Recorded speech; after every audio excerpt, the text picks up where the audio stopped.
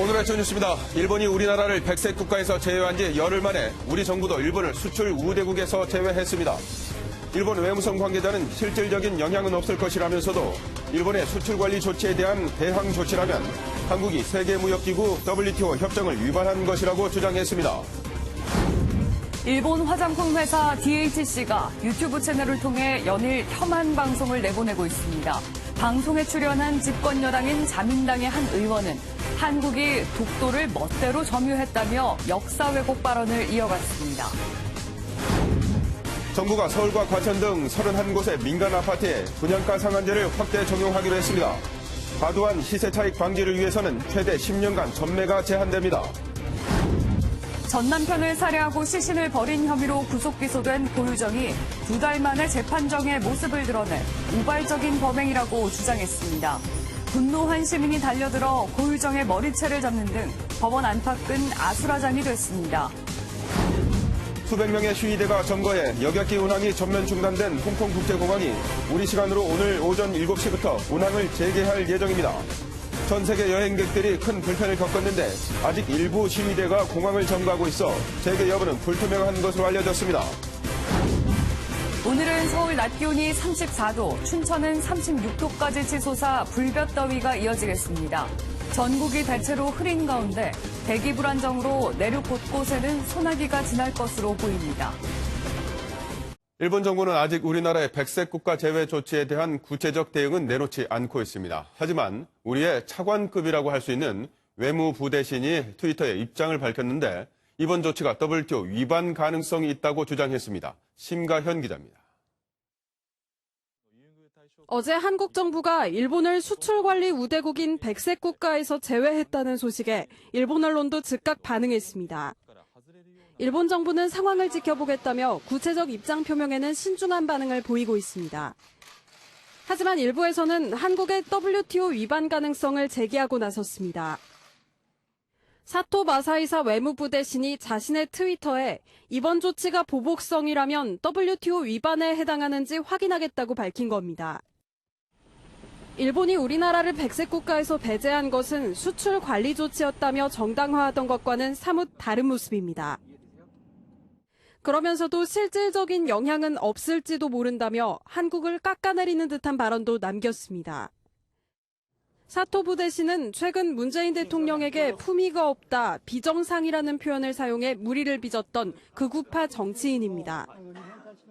한편 뉴욕타임즈는 최악으로 치닫고 있는 한일 무역 갈등과 관련해 한국과 일본 양국 모두 곧 물러서지 않을 것이라는 증거라며 우려의 목소리를 냈습니다.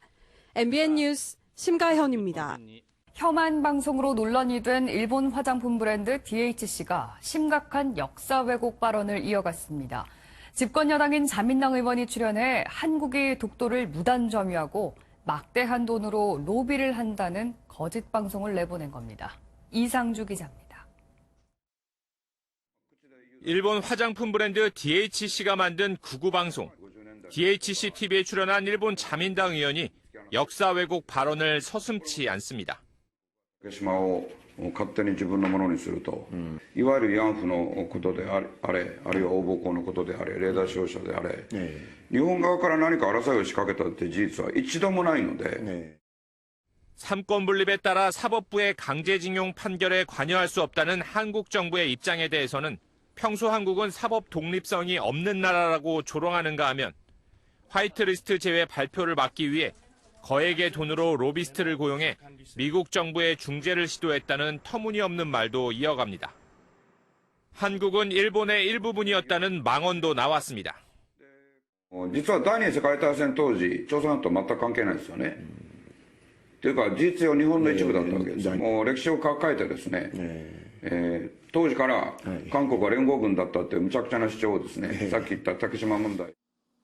혐한 방송으로 이미 논란에 휩싸인 DHC가 사과 대신 전직 언론인이자 국회의원을 앞세워 혐한을 부추긴 겁니다. 국내 화장품 유통업체들이 DHC 제품 철수에 나선 가운데 DHC는 오늘 논란에 대한 입장을 내놓겠다고 밝혔습니다. MBN 뉴스 이상주입니다. 밤사이 사건 사고 소식입니다. 만나주지 않는다면서 지인의 딸을 납치한 40대 남성이 경찰과 추격전을 벌이다 붙잡혔습니다. 어젯밤 경기도 고양에선 다가구 주택 1층에서 난 불이 건물로 번져 주민 14명이 다쳤습니다. 백길종 기자입니다. 검은색 차량의 앞부분이 심하게 찌그러졌습니다. 49살 김모 씨가 그제부터 20살 여성을 태우고 다닌 차량인데 경찰과 도주국을 벌이다 어제 오후 2시쯤 붙잡혔습니다. 김 씨는 평소 만나던 여성이 만나주지 않는다며 이 여성의 딸을 납치한 것으로 조사됐습니다. 납치를 해서 차량에 태운 것으로. 경찰은 김 씨에 대해 구속영장을 신청하고 정확한 범행 의도를 조사할 예정입니다. 다가구 주택 1층 주차장에서 시작된 불길이 건물을 타고 올라갑니다. 소방대원이 진화에 나서지만 불길은 쉽사리 꺼지지 않습니다. 타는 냄새가 갑자기 많이 나가지고 보니까 차에 이미 불이 많이 붙어 있더라고요. 불은 50여 분 만에 꺼졌지만 4명이 크게 다치는 등 14명이 병원으로 옮겨졌고 주민들이 황급히 대피했습니다. 소방당국은 정확한 화재 원인을 조사 중입니다. MBN 뉴스 백길종입니다. 경기도 수원시에서 40대 남성이 흉기에 찔려 숨지는 사건이 발생해 경찰이 수사에 나섰습니다. 용의자는 아직 잡히지 않았습니다. 이재호 기자입니다. 경기도 수원의 한 원룸 건물입니다. 어제 오전 7시쯤 이 건물 4층에 혼자 살던 40대 남성이 신원을 알 수 없는 남성이 휘두른 흉기에 찔렸습니다. 흉기에 찔린 피해자는 이곳 자신의 집을 나와 20m 떨어진 편의점까지 걸어가 도움을 요청했습니다. 주민의 도움으로 구급대원이 출동해 병원으로 옮겨졌지만 끝내 숨졌습니다. 일단은 피해자 몸에서 휴대폰만 발견되고 지갑이 없어가지고 지갑을 가져가지 않았을까 이렇게 지금 추정하고 있어요. 검거를 해봐야 정확히 알 수 있거든요. 피해 남성은 수원시 산하기관인 수원시정연구원 소속 팀장으로 알려졌습니다. 시정연구원 팀장이요. 네. 고향이 대전이 안 됐더라고요. 혼자 사고 계시고. 네. 경찰은 주변 CCTV 영상 등을 토대로 용의자의 뒤를 쫓고 있습니다. MBN 뉴스 이조입니다. 해군 병사들이 근무 시간에 초소를 비우고 술판을 벌인 사실이 뒤늦게 알려졌습니다. 현역 육군 중위가 자신을 험담했다면서 여자친구를 무차별 폭행하는 사건도 있었습니다. 군의 기강회의가 도를 넘었다는 지적입니다. 권용범 기자입니다. 지난 5월 14일 새벽 0시쯤 경남 창원 해군교육사령부 탄약고 초소에서 경계 근무 도중 술판이 벌어졌습니다. 병사 2명은 휴대전화를 반납하지 않고 배달 앱으로 생맥주 10,000cc와 소주, 치킨 등을 주문했습니다. 다른 병사 2명도 후문으로 배달된 술과 음식을 들고 초소를 비운 채 탄약고 쪽으로 이동했습니다. 이들은 생활관에 있던 병사 2명을 더 불렀고 술판을 벌인 2시간 동안 후문 초소는 텅 빈 무방비 상태였습니다.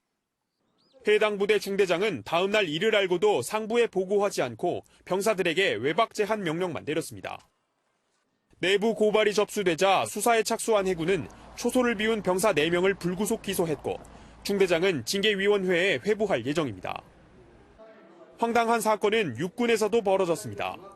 지난 5일 오후 5시 40분쯤 여동생이 데이트 폭력을 당해 병원에 입원했다는 신고가 경찰에 접수됐습니다. 출동한 경찰이 병원 근처에서 긴급 체포한 가해자는 현역 육군 중위 23살 진모 씨였습니다. 여자친구가 카카오톡으로 자신을 험담한 것을 보고 모텔에서 잠을 자던 여자친구를 새벽에 2시간 동안 폭행한 겁니다. 진 씨의 여자친구는 갈비뼈가 골절되고 눈을 다치는 등 심한 상처를 입었습니다. 경찰은 진 씨를 군 헌병대에 넘겼고 군 당국은 관련 내용을 조사하고 있습니다. MBN 뉴스 권용보입니다. 범죄인 인도 법안, 이른바 송환법에 반대하는 홍콩 시민들이 공항에 모여 시위를 벌이면서 홍콩 국제공항이 어제 오후 6시 반부터 사실상 폐쇄됐습니다. 항공기 운항이 줄줄이 취소되면서 공항 이용객들은 큰 불편을 겪었습니다. 장명훈 기자입니다. 홍콩 국제공항 로비가 시위 참가자들로 가득 찼습니다. 범죄인 인도 법안을 반대하는 홍콩 시민들이 공항 내에서 연좌 시위를 벌이는 겁니다. 5천여 명의 시위대가 공항에 한꺼번에 몰리면서 공항 기능은 사실상 마비됐습니다. 급기야 홍콩 항공당국은 한국 시간으로 어제 오후 6시 반부터 일시적으로 공항을 폐쇄한다고 밝혔습니다. 홍콩 공항 폐쇄는 95년 만에 처음입니다. Therefore, I would like to appeal once again to all those who are now demonstrating in the Hong Kong International Airport to leave peacefully and as soon as possible.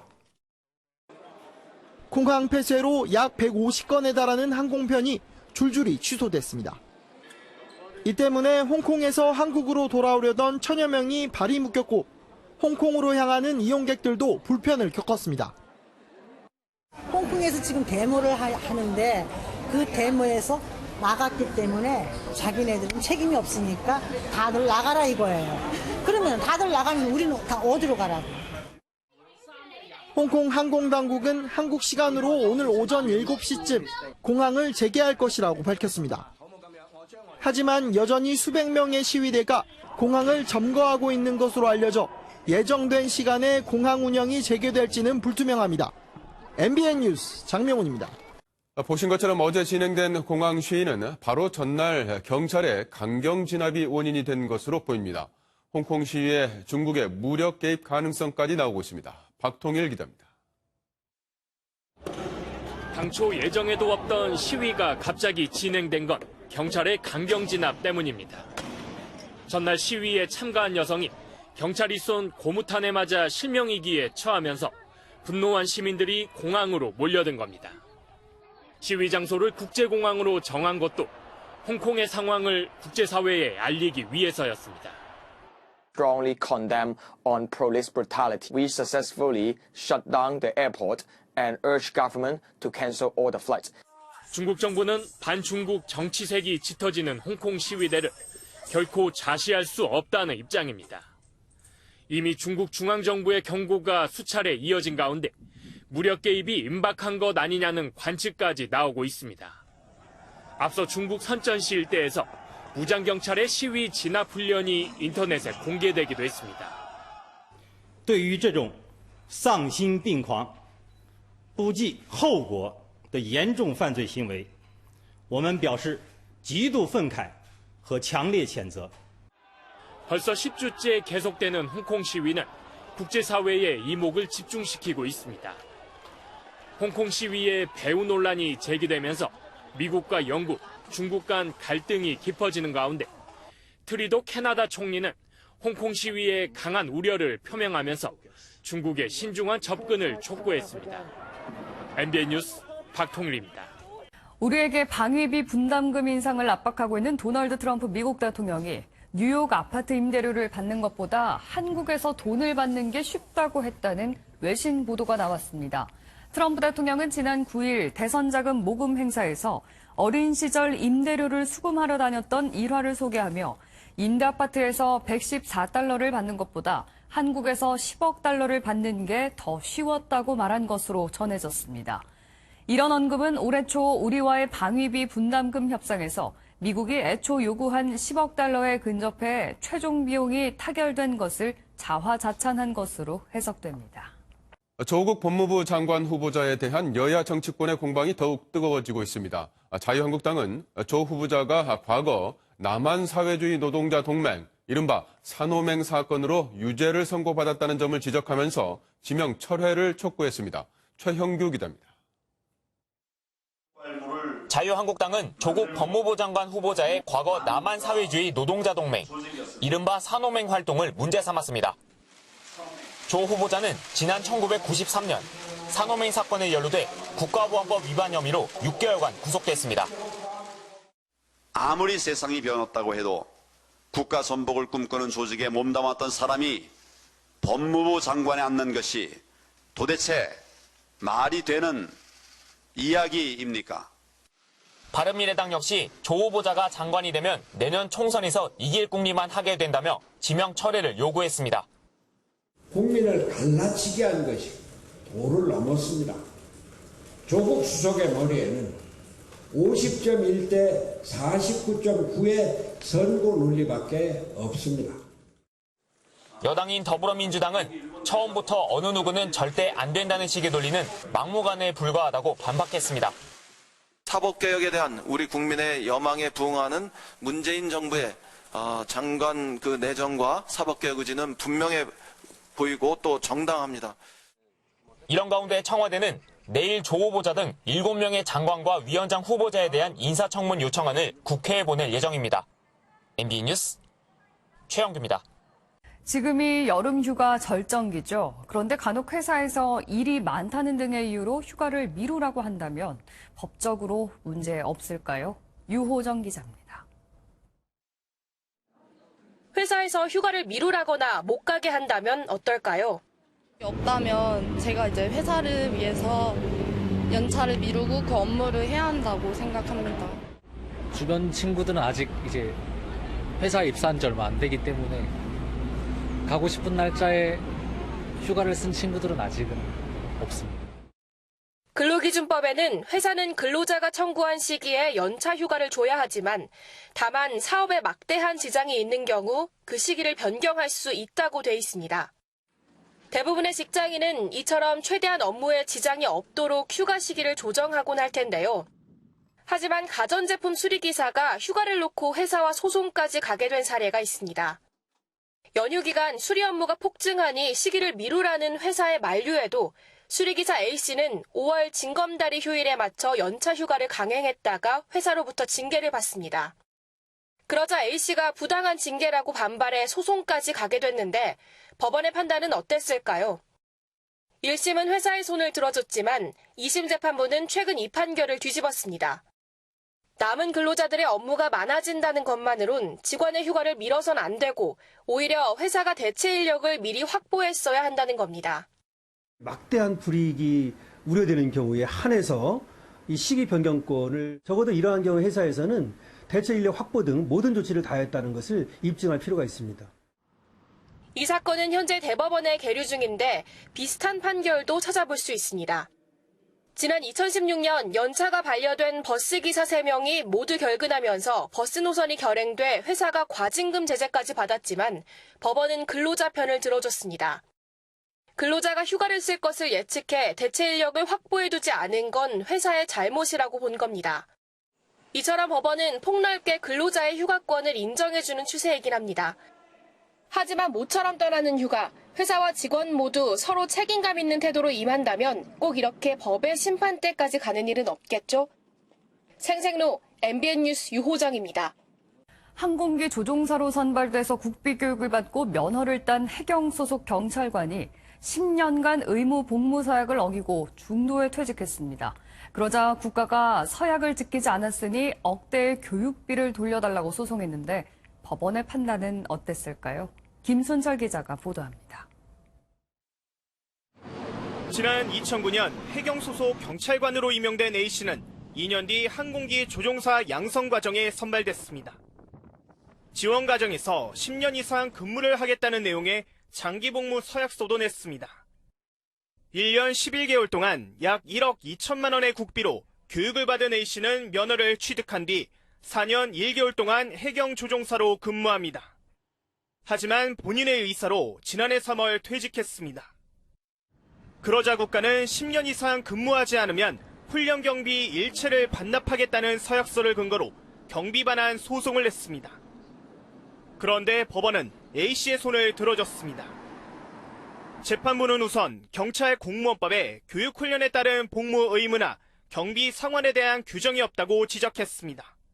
또 공무원 인재개발법과 시행령에서도 최장 6년의 범위 안에서 훈련 기간과 같은 기간 동안만 복무 의무를 규정하고 있다고 판단했습니다. 직업 선택의 자유 등 개인의 기본권을 제한하기 위해서는 법적 근거가 명확해야 합니다. 공익에 비해서 사익이 지나치게 침해되는 경우 그 약정은 위법하다는 것. 하지만 국가는 항공기 조종사로 거액의 혈세가 투입된 만큼 장기 복무 의무는 적법하다며 곧바로 항소했습니다. MBN 뉴스 김순철입니다. 지방간, 당뇨, 고혈압, 이 질환을 가진 사람들 흔히 대산 질환을 가졌다고 하는데 주된 뱃속 지방 때문입니다. 국내 연구진이 몸속의 특정 단백질을 조절했더니 체내 지방이 줄어드는 것을 확인했습니다. 김수형 기자입니다. 폭식한 뒤 바로 잠드는 습관이 지속돼 지방간과 혈당 수치가 높아 대사증후군을 앓는 40대 남성입니다. 식사를 좀 많이 하고 피곤해서 곧바로 좀 얼마 안 돼서 잠이 들고 뭐 이러다 보니까 생활 습관 때문에 좀 뇌가 많이 나오고 뭐 이런. 대사증후군은 허리둘레와 혈압, 공복혈당 등 5가지 항목 가운데 3개 이상의 이상이 생기면 진단받는데 40대 이상 성인 30%가 대사증후군을 갖고 있을 정도입니다. 심혈관 질환이나 뇌졸중, 치매 등으로 악화돼 만병의 근원으로 불립니다. 대사증후군의 위험성을 줄이기 위한 가장 효과적인 방법은 운동을 통한 내장 지방의 감소에 있습니다. 국내 연구진이 체내의 특정 단백질을 조절해 지방 축적을 줄이는 작동 원리를 규명했습니다. 고지방 음식을 섭취한 쥐들입니다. 정상 쥐와 달리 오른쪽 쥐 체내의 특정 단백질을 줄였더니 정상 쥐보다 몸이 줄었습니다. 간 조직을 보니 하얀색의 지방이 확연히 줄었고 혈당도 평균 20 정도가 낮습니다. 염증 유발을 하는 것으로 알려진 토니비피 단백질을 줄인 건데 이 단백질이 지방을 태우는 스위치를 꺼뜨리는 작용 원리를 새롭게 확인한 것입니다. 지방 흡입한 데서 얻은 지방세포를 분석해 보니까 뚱뚱한 사람의 지방세포의 토니피가 높고 지방을 태우는 능력이 떨어져 있다는 것을 확인을 했습니다. 마우스에서 우리가 봤던 이런 그 현상들이 사람의 지방세포에서도 일어나고 있다는 특정 단백질 제거를 통한 지방 제거라는 새로운 원리를 확인해 향후 임상을 통해 사람에게 적용될 경우 만병의 근원인 대사증후군 치료에 한 걸음 다가설 전망입니다. MBN 뉴스 김수영입니다.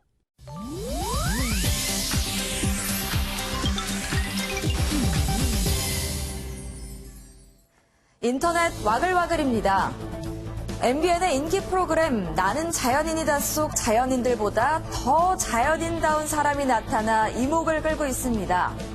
이탈리아 알프스에서 구석기 시대 네안데르탈인처럼 살고 있다는 이 남성. 언제 잘랐는지 모를 긴 머리에 동물 가죽 옷을 입은 게 딱 원시인의 모습인데요. 동굴에 살면서 부싯돌로 불을 피우는가 하면 맨손으로 물고기를 잡아먹는다고 합니다. 네안데르탈인의 생활 방식을 궁금해하는 이들에게 생존 수업을 진행하기도 한다는데요. 바위를 오르거나 불을 지피고 창을 쓰는 방법 등을 강의한다고 합니다. 수업료는 $100 정도라고 하니 궁금하신 분들은 한번 가서 체험해보셔도 좋겠네요. 2013년부터 쉼없이 달려온 그룹 방탄소년단이 재충전을 위해 데뷔 후 처음으로 공식적인 장기 휴가를 떠납니다.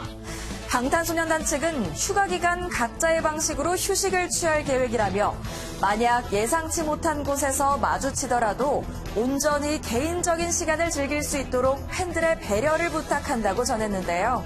이에 해외 팬들은 SNS에 푹 쉬어 방탄소년단 등의 해시태그를 달면서 도리어 자신들이 더 기쁘다는 축하 인사를 보내고 있습니다. 무려 6년 만에 장기 휴가를 맞이한 방탄소년단. 푹 쉬고 더욱 멋진 모습으로 돌아오길 바랄게요. 일본 애니메이션인 신세기 에반게리온으로 유명한 작가 사다모토 요시유키가 평화의 소녀상에 대해 더럽다고 비난해 충격을 주고 있습니다. 사다모토는 지난 9일 자신의 SNS에 더러운 소녀상이라는 등의 글을 올렸는데요.